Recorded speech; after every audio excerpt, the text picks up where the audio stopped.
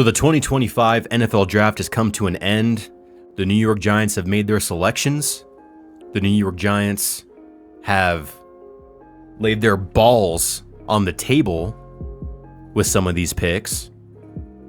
They said, fuck you, world. I don't care who you think that we should draft. I don't care what the consensus says who we should draft. I don't believe who the media or some of the fans think we should draft. This is our jobs on the line. We're putting our balls on the fucking table, and we're going to draft the guys who we feel like are going to lead us into the future. And that's what they did. And after this draft class, just like any draft class, I'm excited. I'm excited and I'm hopeful for the future. Let's talk about some of these picks, and then I want to talk about kind of the disparity I have with some of these with kind of how I'm feeling, I guess. But we'll start off with Abdul Carter. Love this pick. In my opinion, the best player in the draft. Some people call him Micah Parsons 2.0. Who knows if that's going to be the case? Maybe on paper that's what he's supposed to be, but no one's really ever what they're supposed to be in the NFL. Some players are supposed to be dominant, and they're not.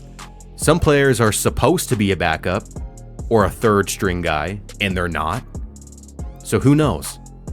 But Abdul Carter is a guy that you can plug and play onto this defensive line, this defensive front seven that is completely loaded now, especially adding guys like Darius Alexander in the third round. This defense should be scary next year. This defense should be scary for the next, probably 2-3 years. You know, we picked up the fifth-year option on Kayvon Thibodeau. That was exciting. That was an exciting thing to hear after the draft of Abdul, knowing that we're going to have those two on the same team for the foreseeable future.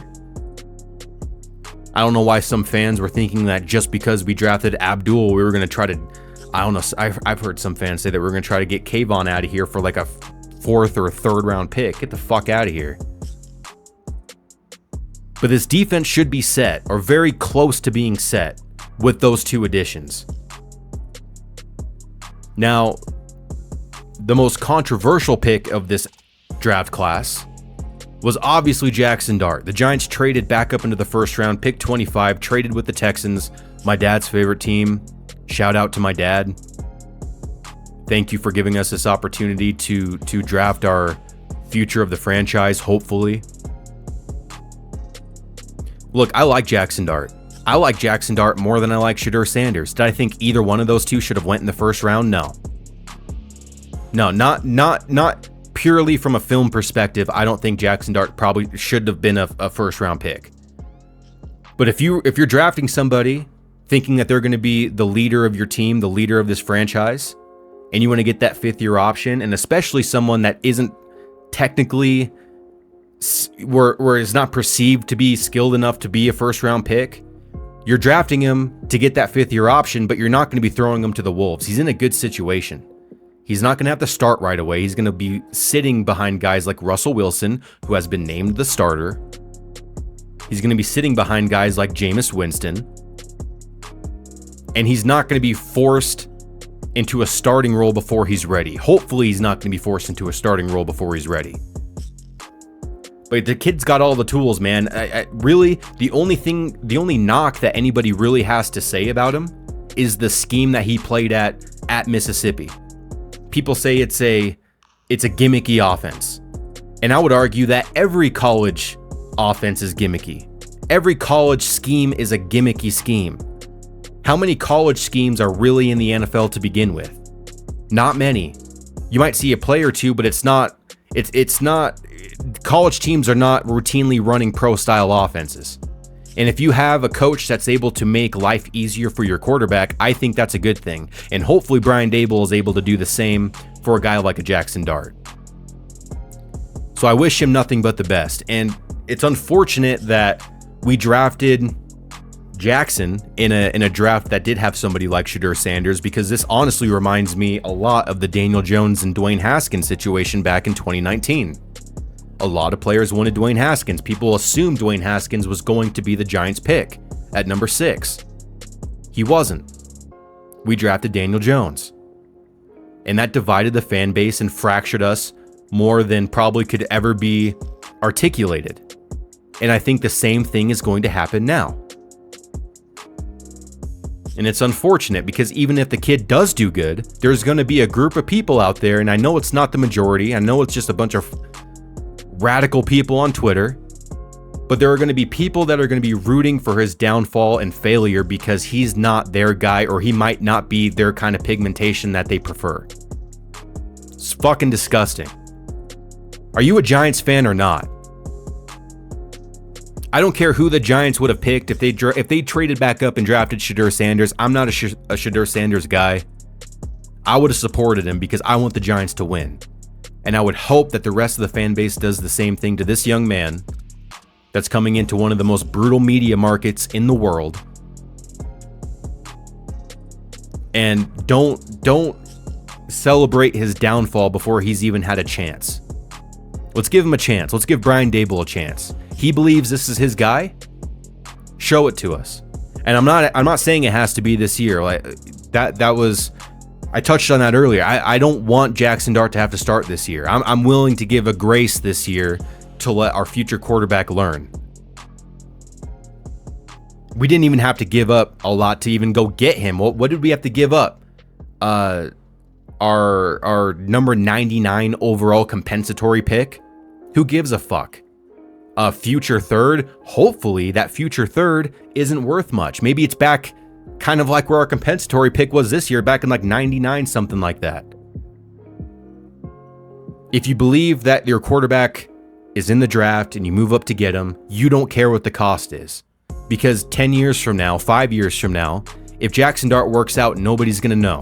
No one's even going to remember what we gave up to go get him. Does anybody remember what the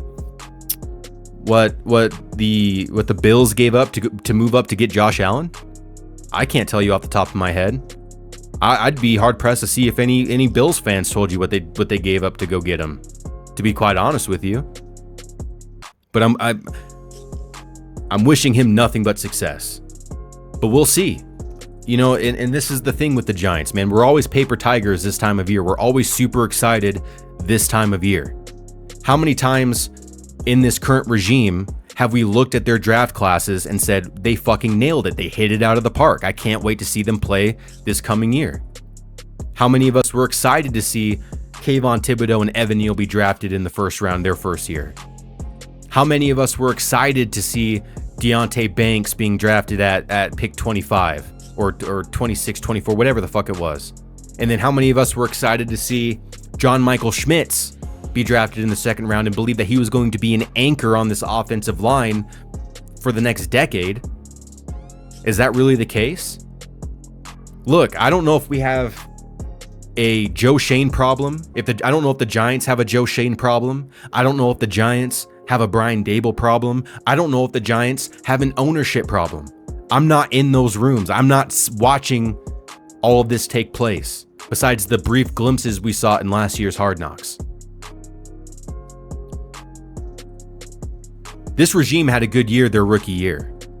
All right, we went to the playoffs, we won a playoff game. But ask yourself, who are the best players on that team during that year? They were all Dave Gettleman guys. Who are some of the best players on this team currently? They're Dave Gettleman guys. You know, Dexter Lawrence, Andrew Thomas.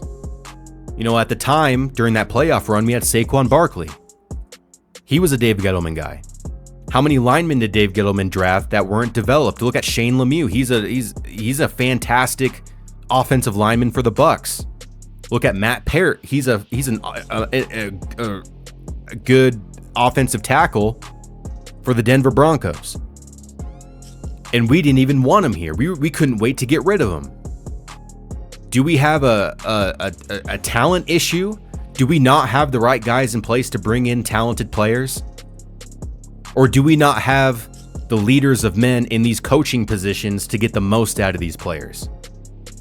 I don't know if Shane Bowen's going to have the skill or the wherewithal to get the most out of having Dexter Lawrence, Brian Burns, Kayvon Thibodeau, and Abdul Carter all on the field all at the same time.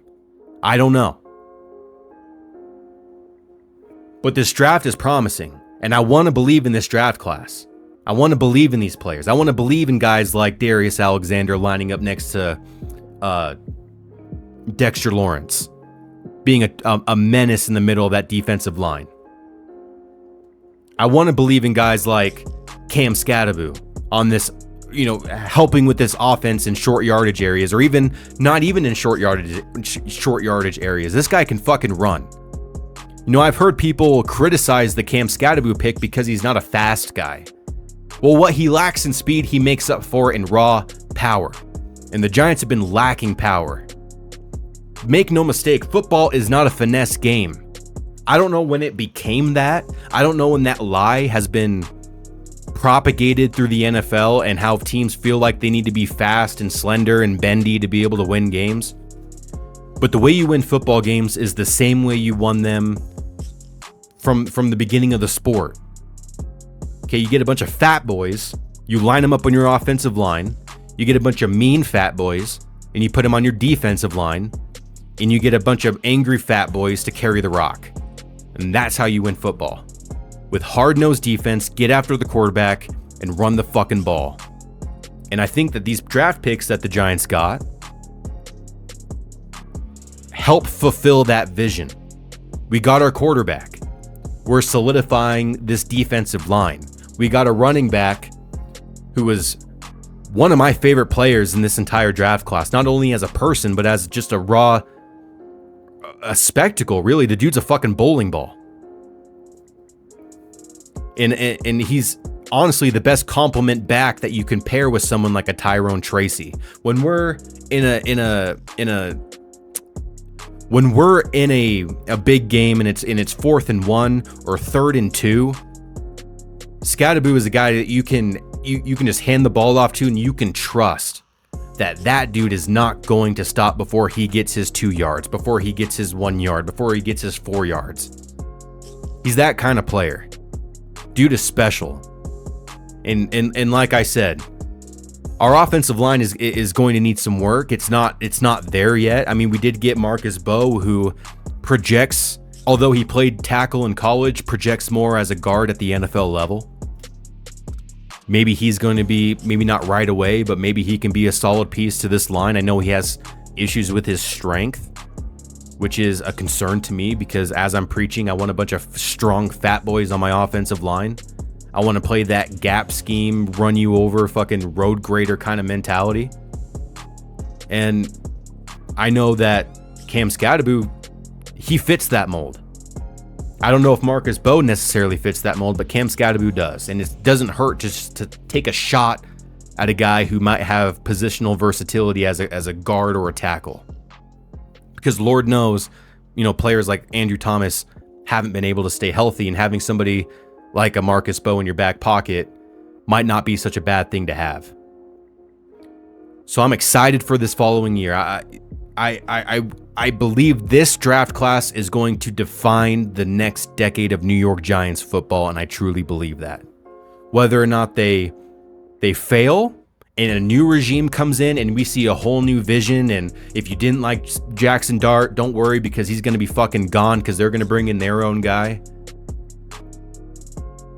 But if this does work out, I would love for this to work out. I'm rooting for this to work out.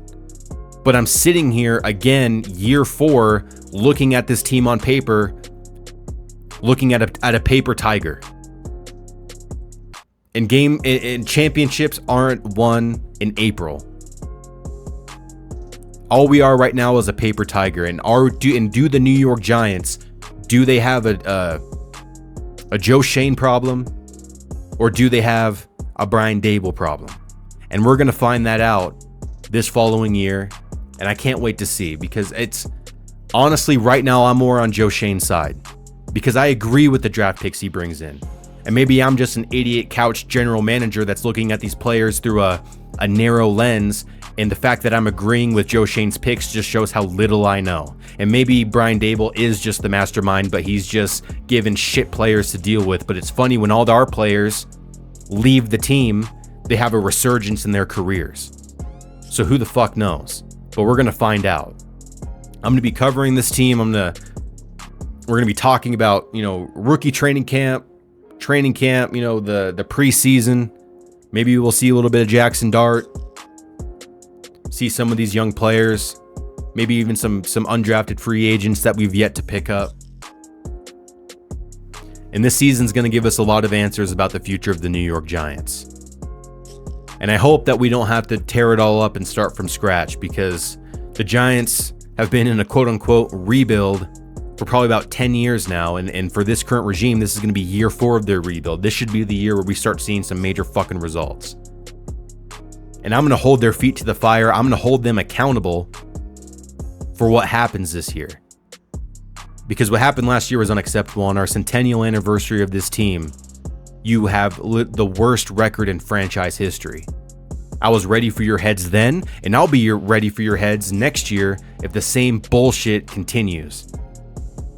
But right now, everybody's riding the high of the draft. Everybody's super excited about these players we brought in, and I'm one of them. I can't dispute that. I love the players that we brought in. But paper tigers. Let's not be paper tigers. Let's go win some fucking football games. But until next time, guys, I appreciate you guys listening to this video, and I'd like to know what your guys' thoughts are in the comments. And look, if I'm missing the plot, if I don't know what the fuck I'm talking about, let me know. Let me know what I need to do to change my perspective. But anyway, I'll catch you guys on the next one. Peace.